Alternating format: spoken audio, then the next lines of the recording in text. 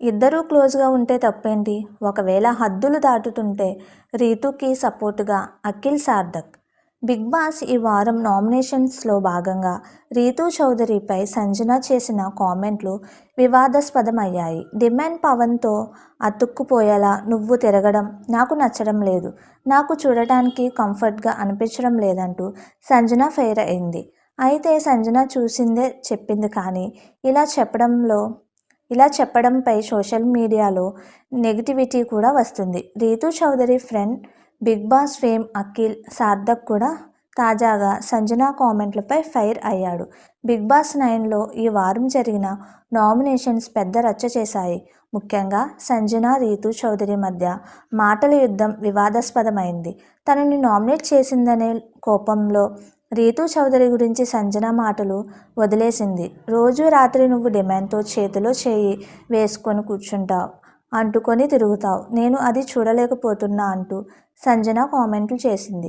ఈ కామెంట్లకి రీతూ చౌదరి కన్నీళ్లు పెట్టుకుంది. డిమాండ్ నా ఫ్రెండ్, వాడితో నేను ఎలా ఉంటే మీకెందుకు అంటూ సంజనపై ఫైర్ అయింది.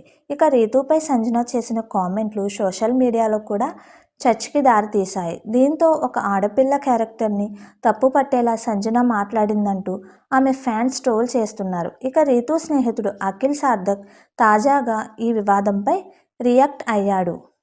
నిజంగా హద్దులు దాటుంటే రీతూపై సంజన గారు చేసిన కామెంట్లు నన్ను తీవ్రంగా నిరాశపరిచాయి. హద్దులు దాటి అవసరమైన మిస్లీడింగ్ కామెంట్లు సంజన చేశారు. మొదటి ఎపిసోడ్ నుంచి ఇప్పటి వరకు రీతూ తన గౌరవాన్ని కొనసాగిస్తూ వచ్చింది. డిమాండ్తో ఎలాంటి హద్దులు దాటలేదు. ఒక అమ్మాయి అబ్బాయి దగ్గరగా కూర్చోవడం, ఫ్రెండ్షిప్ చేయడాన్ని అనుమానించడం కరెక్ట్ కాదు. ఒకవేళ అలా ఆలోచిస్తే అది ఒక అవుట్డేటెడ్ మైండ్ సెట్ అనాల్సిందే. ఒకవేళ నిజంగా వాళ్ళు హద్దులు దాటుంటే నాగార్జున సార్ ఎప్పుడో దాని గురించి మాట్లాడేవారు.